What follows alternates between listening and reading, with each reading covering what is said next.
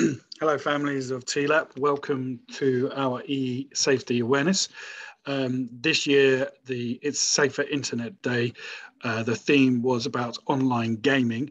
I am going to be talking to you about online gaming and how you can make sure that your children are a lot safer using them games at home, and also other things and other dangers that our children are at risk of when using online devices. So the aims of this presentation is, first of all, I want to talk about the positive aspects of using the internet and being online. Going to have a look at social networking, talk about the technologies that your children use for gaming or instant messaging, mobile phones, etc. And talk about what the risks are for our children when they're online. I'm also going to talk about CEOP, or Child Exploitation and Online Protection Center, and then tips for protection, tips and advice about how you can sort of help your children use the internet safely, which also includes playing games safely online as well. So here is a picture. I know it's a bit dated. This picture was introduced or shown or came onto the internet maybe in about 2012, and it was just showing how rapidly the internet has grown over the last 10 years or so. And you can just see here on these numbers every internet minute. So in a minute, this is what can happen on the internet across the world. 61,401 new musics are put on. 47 app downloads can happen in a minute. There are over 320,000 new Twitter accounts or new tweets made every minute. 20 million photo views in every minute, and on YouTube 30 hours of video are uploaded every single minute. Now this of course was done, this was a poster that was made back in about 2012, but I thought it would be very relevant because you can see by 2015 all of this would have doubled, and so we're in 2022 now, so you can imagine how over the last 10 years this has grown even bigger. So it's quite staggering to think that, back 10 years ago, 30 hours of video were uploaded every minute. We're now possibly looking at 60 hours of video, possibly more than that.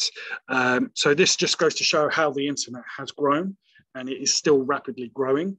And lots of things are very easy to access online now. And of course, with the increase of the internet and the increase of its usage, also increases the danger that we as adults and our children face when going online. Just an interesting statistic I'd like to share with you. 70% of parents of children aged between the age of 12 and 15 feel that their children know more about the internet than they do. Now, I know your children, you may have some children who are of that age, but we can already see a pattern emerging with children younger. For instance, I know that my daughter, she's only 3 years old, but she's already become quite accustomed to using her finger to swipe on a screen.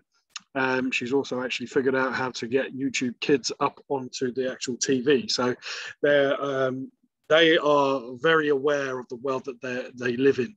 And I suppose when I was a child, and some of you were children, the internet wasn't around like it is today. So we didn't grow up in it; we grew up with it, and it's we've had to learn as we go along. Whereas our children today, they don't understand a life without smart technology. They don't understand a life without the internet. Their whole lives, they have been immersed in this new technology. So what are the positives of being online? Well, children actually learn a lot of skills by being online, and which is imperative to their learning that they can apply in school and elsewhere. And they actually learn doing research online. When they're playing games, they're actually learning. And so just going to go through a few things that children learn when they're online. Games in particular, communication skills. When children are online nowadays, a lot of games that come out on PlayStations or Xboxes or a PC or a Nintendo Switch, a lot of games have a multiplayer function where you can play with other people from around the world. And of course, to communicate with these people, we can either use headsets or we can use typing.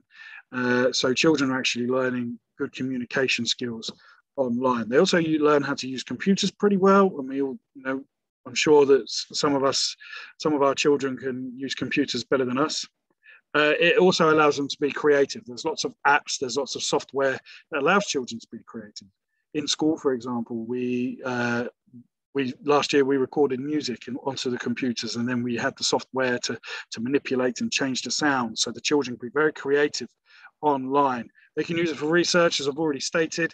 It can build up their confidence and money management. There's lots of games now where you get virtual money. I know on a particular game called Roblox, you can get Robux. So that's teaching the children how to use money as well. So there are lots and lots of positives about using the internet and playing games online. But of course, with all the positives, there are some concerns and worries that we may share and have. But this was from CEOP, this in 2011. They said that today social media are all around us, making it simpler to communicate and make contacts, opening doors to new and exciting opportunities for creativity and education. And that's a real positive to take from the use of the internet. It does open doors, it does open new pathways for our young learners to take. We don't know what jobs our children are going to have, when they're older, and the internet is going to play a key role in new jobs in the future. Social media is very big. Most of us have social media accounts. We all know it makes it very easy to contact and stay in contact with people that we haven't seen for a long time. So it is really exciting how we are all connected very easily. But again, like I say, that does come with some risks for our children. So a quick question I'd just like to think about: what sites or apps or games do your children actually use when they're online? I'll put a few up on the next slide for you to think about, but you've probably got some that you can think about yourself. But when we talk about, when we think about the games that they use online, is everyone aware of the actual restrictions that are in place by companies so that to protect our children when playing games online? I'm going to talk about this in a little bit more detail, but just have a little think about what sites and apps your children play. And when we get onto that section, I'll talk to you about the sort of legal stuff behind it.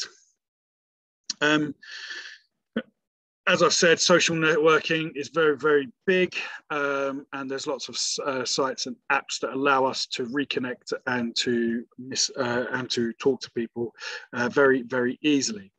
Now, these are some of the devices that our children are using nowadays. Some of them have smartphones, some have laptops, we have iPads or different type of tablets, we have game consoles, and all of these forms of hardware, these devices, they're all connected to the internet, and they all allow communication to one another across the internet. Now, a few more statistics before we move on. 62% of children use a tablet at home. 1 in 3 children have their own tablet. 11% of 3 to 4-year-olds have their own tablet. Now, girls aged between 12 and 15, they send over 163 instant messages a week. Children aged 9 to 12 are most common to lie about their age because they want to play the games close to them. Age groups of 12, and pupils with special needs are 16% more likely to suffer online abuse. So there's some interesting statistics there, and some of you may relate to these statistics more than others.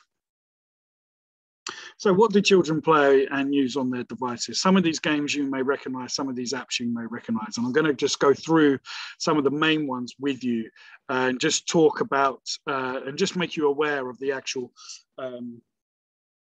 the restrictions and the sort of legality of some of these softwares. So YouTube, all social media, and YouTube is included as social media, you have to be 13 or over to actually use them and to have an account. WhatsApp have actually increased their age to 16 plus. Now, the reason behind it is that a couple of years ago, there was data protection, new law that was passed, making it unlawful for children under the age of 13 to have their data shared online. And if their data was to be used, you need to have an adult or a family who looks after that child or the under 13-year-old.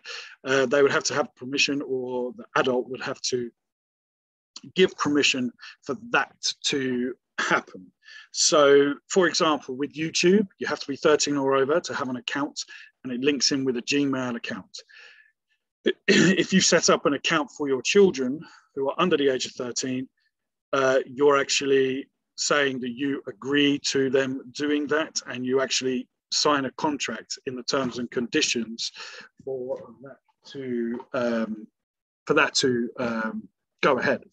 And it's the same with Facebook, it's the same with Twitter, it's the same with any social media platform. You have to be 13 or years over to have your own account. You can have an account if you're under the age of 13, but in the terms and conditions, parents have to agree that they are responsible for that account. Because obviously children's data can't be shared without the permission of the parent. Games like Among Us, it was a big craze a couple of years ago. That was actually, you had to be 16 or over to play that game. They then brought that down. Now, there was a reason why they brought that down. Number one was because it was very popular. But of course, the problem with the game was that you could chat texting to other people, and other people around the world, they started to send really nasty messages when playing the game. So the game now has actually got rid of that feature and made it so it's pre-text. The game has actually got predetermined messages that you could send to each other online. So you lose that kind of freedom of speech, making it more safe for our children. Roblox, again, you have to be 13 or over to set up your own account.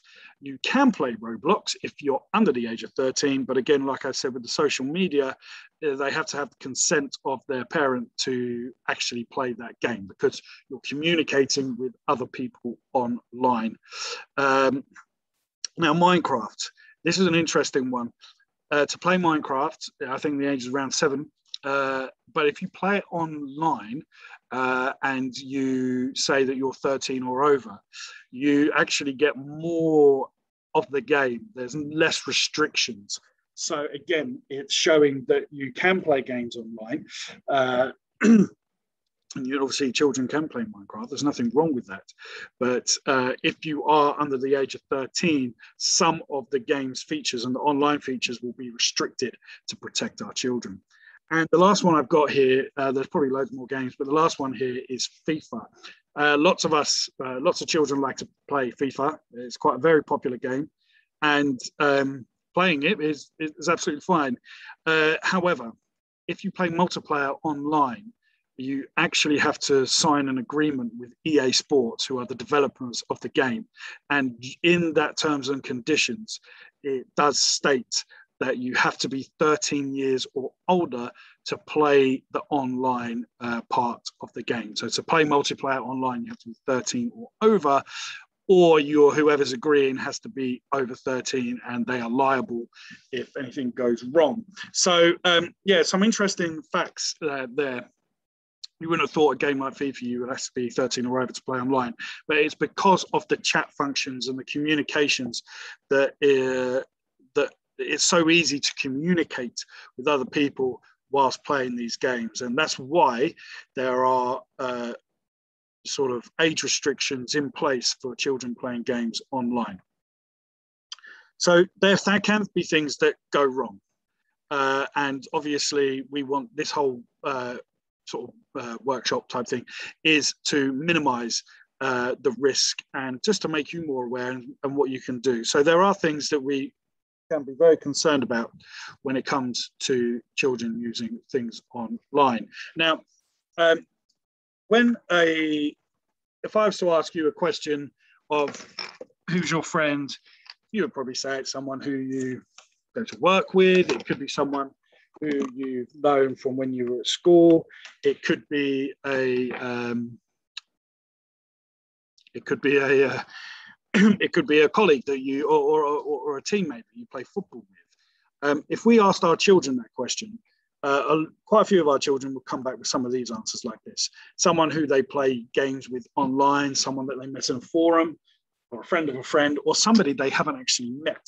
And it's quite alarming, really, that there are children out there who, when they play games online, they are actually playing games with people they've never met before. And they may even have them in their friends list. I was chatting to the children today, ironically, in my class about, they wouldn't necessarily engage with a stranger on the street. So it should be no different when you're online. So what issues do children face when online? And this happens when playing online games as well. We've got grooming, cyberbullying, revealing private information, radicalization and extremism, downloading malicious software. And then at the end, I'm going to sort of give you some advice on how you can deal with things if you think that this is happening at home or with your children. So grooming. Grooming is when a child is promised maybe things online and in exchange for other things. One that is quite common is, I'll take the game Roblox. There is lots of users on Roblox who will go up to other players and ask them for a certain amount of money, and they can give them so many Robux for a cheaper price and things like that. And so that's kind of like grooming. And on the screen, you can see, again, this came from 2015. A young boy was actually, this is a worst case scenario.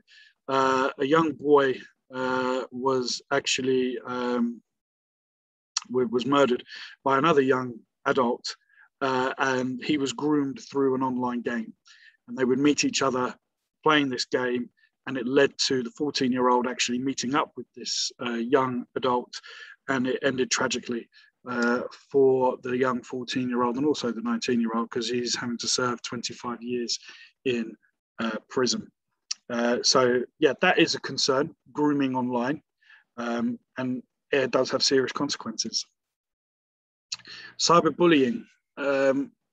With the increase of children using phones at a younger age and using instant messaging and using social media, it does actually increase the chances of a child being cyberbullied. Now, this is actually a true statement that fewer school bullies in the playground.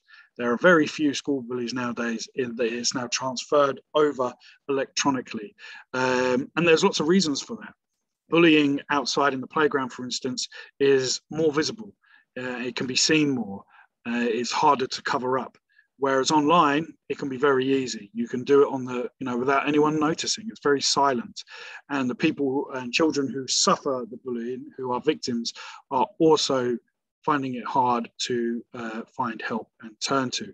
Now, 11% of people have actually experienced cyberbullying at some point in their life. The majority of cyberbullying happens outside of school.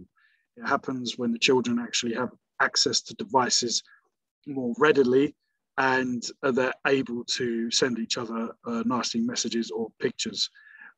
It's mostly done via social media and mobile phones, and the statistics show that girls are more likely to suffer from cyberbullying than boys. However, that doesn't mean that it doesn't happen to boys.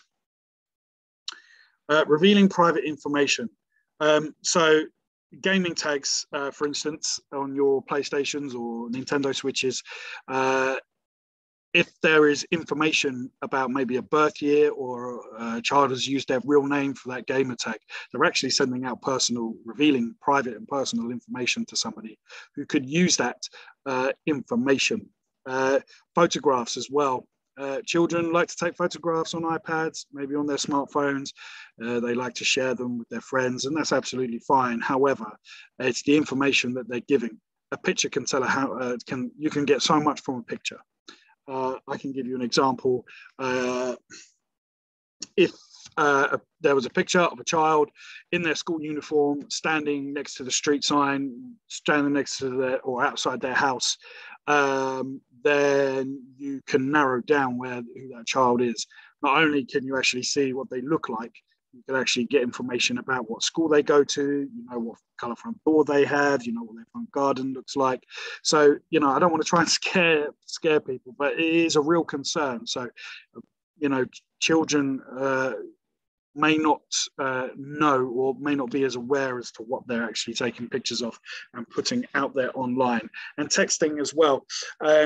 You can reveal a lot of information when you text, and you know, when you send a text, you can't send the text back. Yeah, it is concerned that children may be revealing private information or are not as aware of keeping things safe. Now, radicalization and extremism, again, this does happen. So messages can be posted, video clips or content of violent extremist nature. Those users who are trying to radicalize children are targeting those who are vulnerable, and they encourage them to join the cause. Now, there are warning signs to radicalization and extremism. If your child becomes very secretive about you viewing their online habits, that could be a sign that they're trying to cover something up that they don't want you to see. They use online social networking platforms such as Facebook or Twitter to promote a cause, or they're downloading large amounts of violent content. So it's something just to look out for. And it does happen. And downloading malicious software. Now, we may have all done this in the past, but when a pop-up comes up and it says, yeah, you click here and you can win £100 to a child, they think that's amazing. They've hit the jackpot and they may click on it. And by clicking on these pop-ups, you're actually allowing somebody to then access your hard drive, and they can take all the information that is stored on that device. Now, it's actually become quite sophisticated. It doesn't have to happen just on a laptop. It can happen on an iPhone. It can happen on a tablet. So our children, you know, it's very worrying for them as well, you know, because if I was a child and it came up and said, win this Nintendo Switch or something, you're probably going to click on it. So what are we doing at school to help our children and make them aware of the concerns that I've just gone through? Well, computer lessons are including internet safety.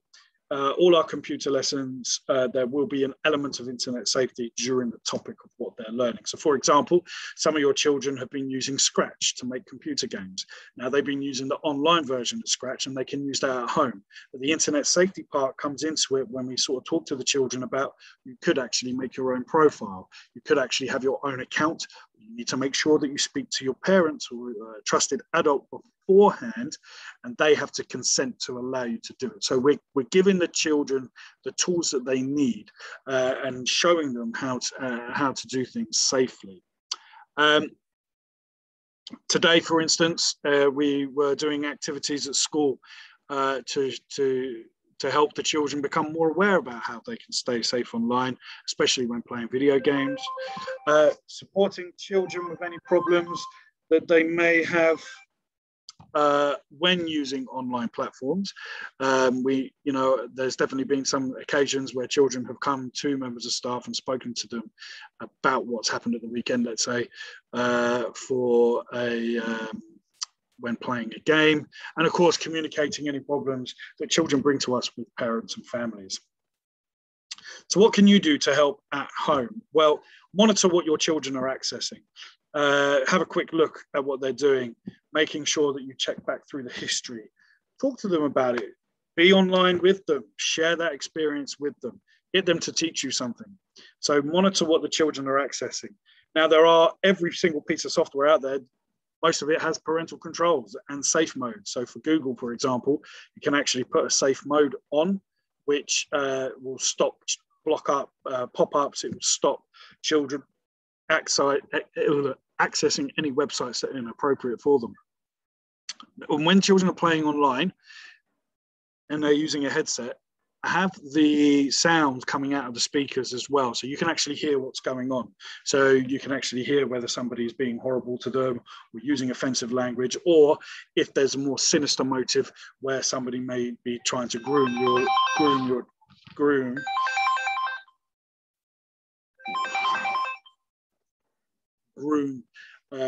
as well. So that's always a key one to have. Make sure that you can hear what's going on when the children are using their headsets. Model good behavior online yourselves. You know, we all use social media. Your children may see or have access to that if you put your phone down or leave your screen on. Make sure that you've got positive messages coming from your social media yourself. And just to give you an example of that, you know, I've got WhatsApp. I put my phone down. The next thing you know, my daughter's having a look at it.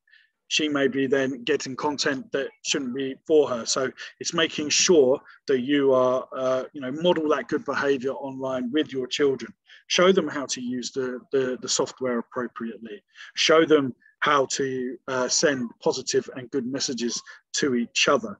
And also another thing that you could model good behavior is, you know, we're all guilty of it sometimes. We get stuck and we're glued to a screen. And if we're glued to a screen, our children are going to become glued to a screen, and then we're not seeing what they're doing. So it's about having that good behavior online. And when we talk about sort of social media as well, I know that there may be some children interested in social media at the moment at school, and it's, you know, it's very important for parents and families to model how to use these platforms appropriately and safely. Another thing you could do is, you know, I know we're all guilty of it again, where we take pictures of our children and we like to share them with our friends. Well, do we actually ask our children, is it okay if I can use your picture and show it to your auntie, or can I put it onto my Facebook so people can see? So it's modeling that kind of good behavior that I'm kind of sort of talking about. So, you know, ask your children, is it okay if I put this picture up online for you? You know, get them involved in that as well, so that when they grow up, they're following that behavior as well. And hopefully that will, you know, it will, you know, it will be a good learning curve experience for them. And if there are any concerns that you have with children using things online, report any concerning activity. You can obviously call the police, but the CEOP. Now, the CEOP is the Child Exploitation and Online Protection Centre, and it is the UK National Lead Agency for the Protection of Children Online. So if you do think that your child is, if you do have concerns about what they're doing online, you're not too sure how to handle it, get in touch with the CEOP. They're very good, very helpful, and very supportive, and they actually do have their own website here called Think You Know, which the children have been using at school this week to help with their internet safety. Just a bit of background information on it. CEOP have created their own educational program, I think you know, and it's been viewed over 8 million times, which is really great to hear. And through this program, there are lots of videos, lots of resources to help educate children and parents and schools and everyone else to how to stay safe in the online world. And the great thing about it is all separated into appropriate age levels, and it's very inclusive. So that is pretty much it. Here are some links, websites that you could look at if you want any more information to help support with keeping your children safe online. And of course, if anyone does have any questions, please do not hesitate and contact the school and ask any member of staff or myself about any additional information. Well, I hope that's been helpful for you. And like I say, any questions, please come and ask. Okay, thank you very much. Bye-bye.